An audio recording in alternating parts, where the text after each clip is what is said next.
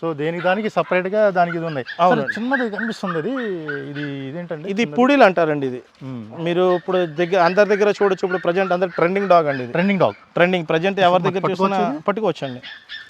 Okay, trending dog. ఇది మన actor మన రామ్ చరణ్ గారి దగ్గర చూసినట్టు. అవునండి, అదే రామ్ చరణ్ గారి దగ్గర చూసాక అందరికి ఫేమస్ అయిందండి. అప్పుడు పబ్లిసిటీ అయింది డాగ్స్. ఇదా ఎప్పటి నుంచో ఉన్నాయి.